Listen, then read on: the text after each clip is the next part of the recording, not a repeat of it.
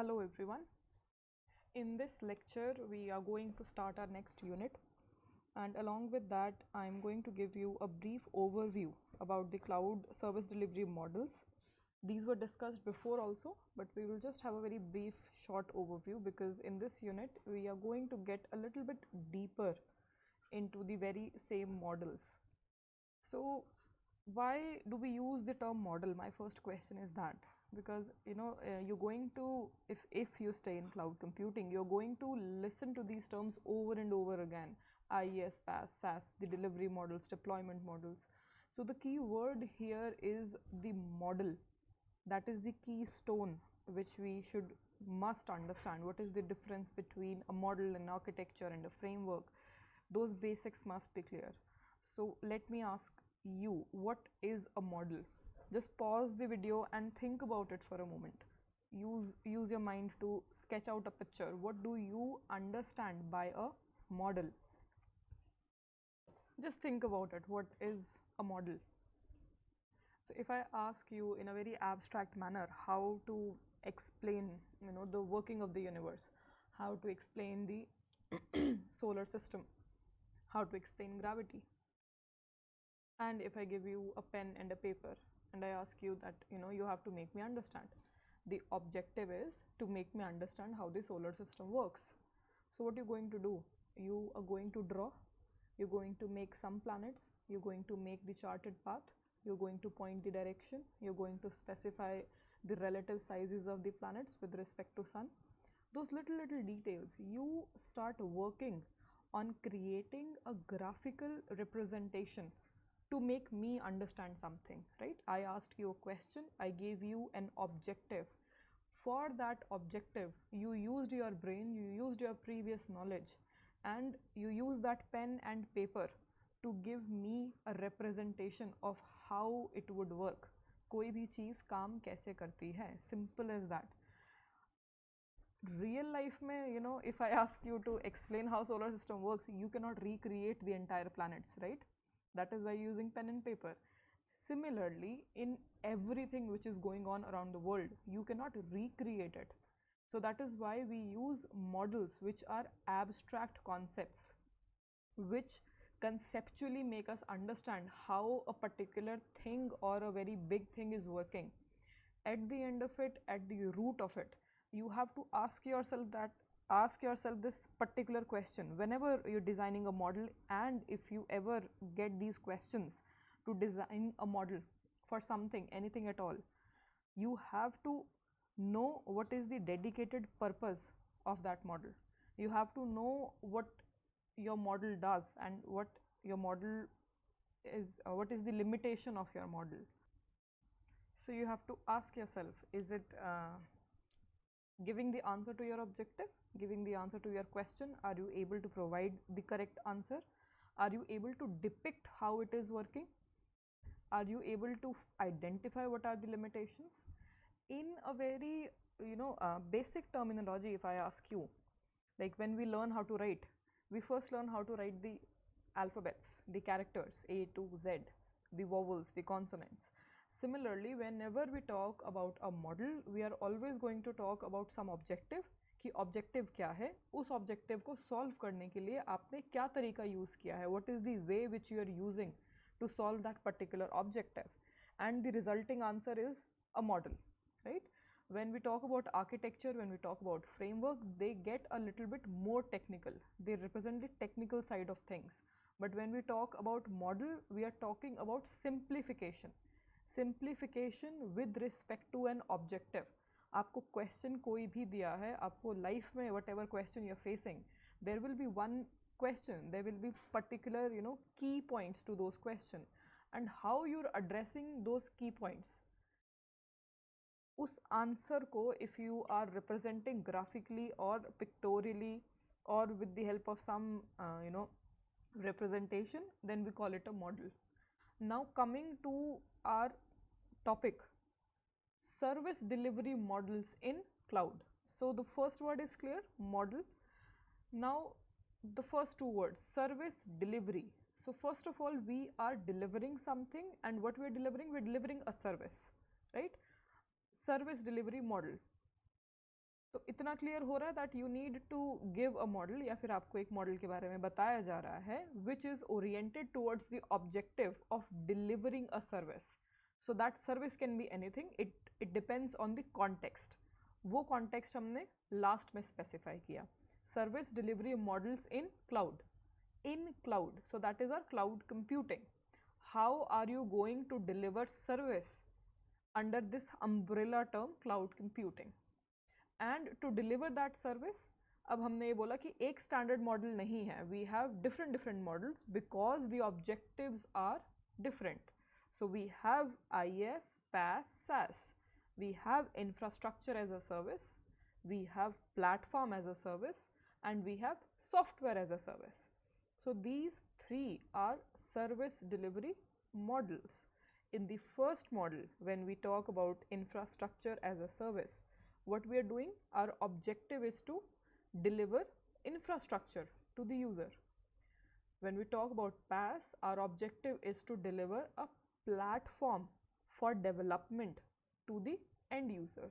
When we talk about SaaS, our objective is to deliver the entire software for the user to use, right? So first we have infrastructure, then platform, then software. Starting from infrastructure, the first thing is to collect the hardware, right? And by IaaS, what you mean is you are giving the control of your hardware. That hardware will be maintained by your cloud service provider. So you are making that hardware available for your end user. You're taking care of it, you're maintaining it, you're keeping it up, you are patching it up, you're doing everything that there is with respect to hardware maintenance, and it is controlled by the end user. So such type of objective is there when we are delivering such type of service.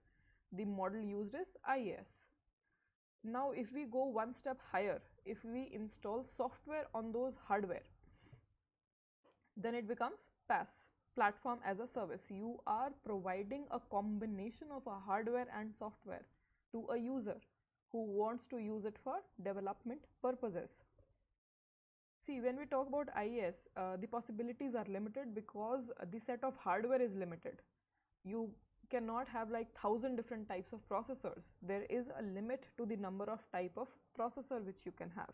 There is a limit to your networking capability, to your storage capability. So that is why when we talk about hardware, we have a very limited choice, right? Hardware, this particular configuration, this is what we are offering as a cloud service provider. But when you go to platform, when you install software on that hardware, then you have a lot of variety because there are so many platforms which are developed and so many platforms which are still under development with respect to particular technologies. Whenever a new problem is identified, someone starts to work on that, some entrepreneur is there, some big shot companies start working on that depending upon the scope, what the scope is. And with respect to that scope, big data became such a big thing because there was a lot of scope, right? There was no money involved. When we talk about cloud computing, it became such a success because giants were involved, Amazon, Google, Microsoft, and they knew that it is going to work. But with respect to big data, if you see the entire big data ecosystem, you will see that there are a lot of small players into the picture who have just identified a problem and they are working to solve that particular problem, right? And they're developing a platform for that. They might be developing a combination of softwares.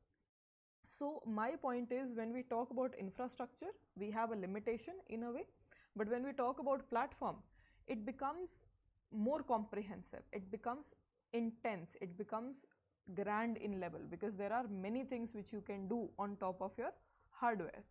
Now, if we come to even a better level, if we come to SaaS, software as a service, just think about it, think about the possibilities. If I am sitting here, I can have 50 different ideas what I can do.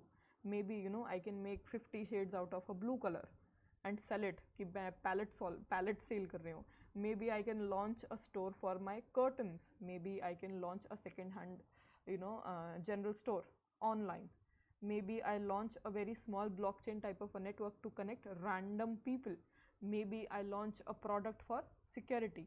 Maybe I launch something for taking notes for Windows platform, not for iPad. There are millions of ideas which people have all across the globe, and how they implement it and how they deliver it, that is covered under SaaS. And again, just try to visualize this. I don't know how to make you see this, but if you think about infrastructure, just imagine a set of hardware. If you think about platform, just imagine a very extensive range of platforms available, of development frameworks available, languages, their compilers, all of those softwares which can help you to code. So that is your platform. And on top of your platform, you think about software. There can be so many softwares, and what is going to help you in that? Your hardware and your software, right? So the scope is constantly increasing as we go up the stack, as we go from IaaS, PaaS and SaaS. Now talking about this topic, so this was the brief introduction about IaaS, PaaS, SaaS. Talking about SaaS, we're going to start with SaaS, then we will talk about PaaS, and finally we are going to talk about infrastructure as a service. So we will talk about advantages, disadvantages, what is the scope of control, how it works, who are the consumers, what is going on. So starting with the NIST definition of SaaS. SaaS environments. What is a SaaS environment? According to NIST, SaaS refers to services in which software is deployed as a hosted service and accessed over the internet. Very simple, very basic, very meaningful to understand. Software deployed as a hosted service. So you have a software, so you have made it clear that it is going to run by using some particular code, some particular supporting development framework, or a set of softwares which you have used, maybe some database, maybe some networking thing, maybe some language for front end programming, for back end programming, a combination of a lot of code at the end of it, right? So that is your software. Deployed, so you have deployed it on some hardware. It cannot run in air, definitely. So you have software, you have a very intense piece of code, maybe thousands of lines or millions of lines of code, depends on you. You have deployed it on some hardware, and you have deployed it as a hosted service. Why? Because it is hosted by a cloud service provider. You are not hosting it on your own hardware. I don't have a system in my room and I'm not running the service from here, because then the whole concept of cloud becomes null and void, right? Some hardware is running my piece of code, and that piece of code is being delivered to other people as a utility, as a service, and accessed over internet. So that is the key here. Whenever we're talking about cloud, we're talking about internet. We have to access it by internet. We have to minimize the pain and the workload at the consumer's end. The consumer is the god, as the popular marketing philosophy goes. So you need to make sure that the consumer is getting the service which he or she wants, and the consumer is paying for it, and paying handsomely for it. So the ultimate business model for such kind of for any kind of activity or business out there, the business model aims at giving a lot of value to the end user, because that is the person who is going to pay you back, right? So whenever we're talking about cloud, we are just talking about giving lots and lots of utility to the end user, and we are the ones who are working behind it. We are the ones who are working for it. And considering why cloud computing is becoming such a boom, because there is a lot of unexplored areas and territories. We are just learning this, we're just evolving on this, so we know that there is a lot of scope for expanding and for thinking. The only point is we need to become a little bit more competent to learn what is required, right? And talking about competency, this definition is also over from my end. I want to talk about your answer sheets, number one, and I want to talk about your future lectures, and thirdly I want to talk about how you're going to attempt your end semesters a little bit. So first of all, your answer sheets. I evaluated nearly, I think 140 students of yes. And there were 300, 400 files, PDF files. It was all chaos. And what I was shocked to notice was a very irritating thing.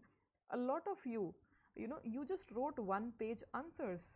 So just try to imagine, try to keep yourself at my place. And if you see a one page answer, right, for a question which is worth 10 marks, for a question which is worth 20 minutes of your time, 20 minutes to think, 20 minutes to analyze, 20 minutes to know how you're going to present your answers, and then you have to write it. So just you tell me, how many marks will you give yourself out of 10, right? For future reference, if you are sitting in an exam, just try to be competent. You are fighting for something. You have to show that you are capable enough to qualify that exam, and for that you have to give in a lot of effort, which you guys did not give. And being in your graduation, see, you're going to regret this later on when you will not have the opportunity to write. It is a very beautiful task.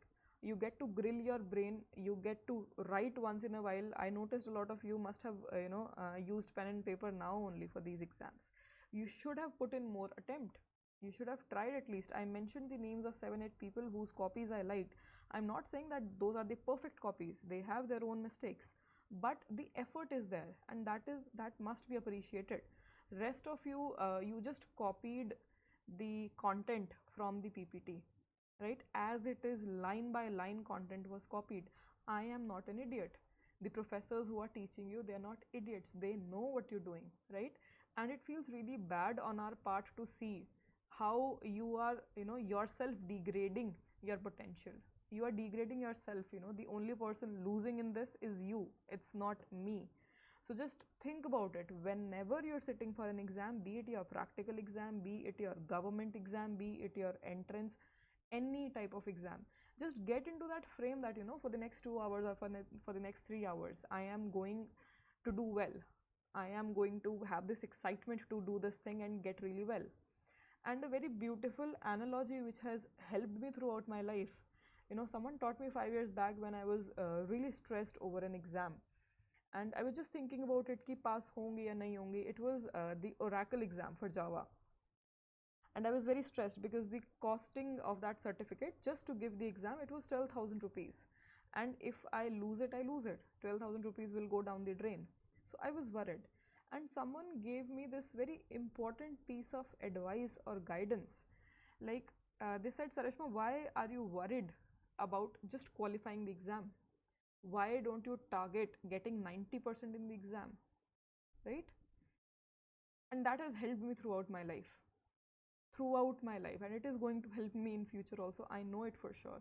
See, when you're just targeting for 33%, when you're just targeting for, doing it for the sake of doing it, then you will have that worry कि हाँ ऐसा तो नहीं हो जाएगा, वैसा तो नहीं हो जाएगा, फेल तो नहीं हो जाएंगे, some sort of worry or the other. But if you're ambitious and if you're enjoying it and if you target the 90%, you won't ever bother about qualifying an exam, right? It's been actually 5 years. It was in 2015 my exam, and this is 2020. For 5 years, I have never failed an exam, and I have never regretted it, right? Because the target was that. The target was 90 plus. The target was not 33. And for you also, just stop, downgrading yourself and underrating yourself. You can do anything which you want, provided you give the effort. Just go into it. Be confident, not overconfident. Don't be a shallow person. Just work it out.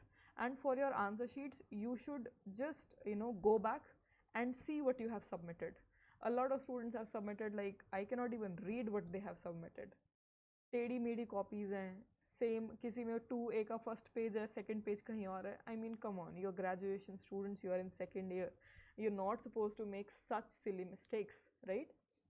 Just become better, right? All of you must be having grand visions for your future, and you have to become better. There is no way that those visions are coming to you the way you are. You have to rise up 2 level, 3 level, 10, maybe 15 levels high up the grade, and then you're going to have those visions in your life, right? So get up and just do well. Another thing I want to talk about is I will be taking your lectures. So it is decided that if for the same subject there were like 2-3 people who were taking the lectures and the progress was not going really well. For some students it was going backwards, for some it was too fast. So for fundamentals of cloud and big data, I will be taking your lectures. If you have any queries, any questions, I request you that you guys mail me. If there is some topic which you want to understand, maybe you've read some article, maybe you've read some paper, maybe you're interested in something, just let me know. If it is worth the time, I will make a video on that. Apart from that, yes, you are doing your minor projects and all. So I got messages from a couple of people. I am also doing my PhD. I am working on one another subject in the final year. I am handling 5 sections of OS lab also. If it is possible for you, just try to talk to someone else also, because I will take 3, 4, 5 days to respond back. And lastly, for again your future exams, just be more careful. Just try to put in the effort. Your parents are putting so much of money into your education, so you should fight for it, right? And this also concludes this lecture, where I had to talk about the introduction of this unit in a way. And what we talked about a model. What is model? We talked about briefly we talked about IaaS, PaaS, SaaS. We talked about SaaS, what is being delivered, how it is happening in the cloud. All of those things we covered along with the definition. In the next video, we're going to talk about the consumers, and we're going to talk about the interaction which happens. I think let's talk about this, consumers. See, talking about SaaS, who are the consumers according to you? Who is the one who is consuming the service? Just think about it. If I even ask you this question in the end semesters, who are the consumers in SaaS delivery model? You might write end users are the consumer. That's all. And you will expect me to give you 3 marks for that question. Not done. Not done at all. In the last semester, you know what happened? I gave such low marks to everyone, and then I talked to the other person who was teaching in G1. I was teaching G2 also at that time, and that professor told me that they have given like 8, 9 or 7 or 6 out of 10 to everyone, and I had to re-evaluate all the copies, and I gave them more marks, because otherwise the entire class would have failed. The entire class would have failed. So nonsensical answers, right? So if I ask you who are the consumers in a SaaS delivery model, just think about it and you will get so many answers, 3 of which are right in front of you. First one, organizations providing their members or employees with access to typical software applications such as office productivity or email. So for example, I am the owner of I am the owner of Dell, and I want my employees to have every software which is built by Apple. I want to give access to every one of my employees. So I'm going to buy them iPhones, I'm going to buy them iPads, I'm going to give them subscription of each and every software. So what is going on? I am an organization, Dell. I have 10,000 employees who are working under me, and I am giving them access to a service which is built by Apple, right? So the consumers are present within my organization. They are the employees, they are the members, and they're going to use my software, not my software, Apple software. Now I'm just thinking that, you know, maybe they need Gmail service accounts as well. Maybe business accounts they need. Maybe for WebEx they need subscription. So if I am buying that as the head of an organization from one organization to another, then all of the employees under my hood, they are going to be the consumers for the other party, for the other software. So that goes under consumer for point number 1. Second is public end users. The random public which is out there, which is using Apple software, which is using Gmail, which is using Microsoft Excel, Microsoft Word, any type of end user who directly uses software applications, whether on their own behalf or that of the organization. So first we talked just about organizations and their employees. Then here we are talking about random public end users, because the service is open to all. And third is software application administrators who configure an application for end users. Maybe मुझे install करके देना पड़ रहा है software, like it use to happen 5 years बैक, जब आप जाते थे इंस्टॉल करवाने माइक्रोसॉफ्ट का पूरा पैकेज कि इंस्टॉल कर दो, विंडोज़ डाल दो, और मे बी कुछ एरर है and I am the one who is working on the software, then those parties are also involved in this only, software application administrators. So these are the consumers. One, people under different organizations. Second, random end users. And third, software application administrators who are working for end users. And the second, the second side of the coin, what a consumer is going to get, right? Here, who are the consumers, and here, what do I get as a consumer? So I get the right to use specific applications on demand. Those a little bit of characteristics of cloud services. I will get the service whenever I want, provided I have an internet connection. I am going to use it as per, I am going to pay for it as per my use, pay per use. And what else? Yes. So that is what a consumer gets. A consumer gets to exploit or to take advantage of a full-fledged built-up software which is upfront and ready, and the consumer is ready to pay for the service which is being offered. So that is all. In the next video, we're going to talk about the abstract interaction dynamics between the SaaS model, how it works, how the resources work, and what are the traits between the consumers and the resources. Thank you.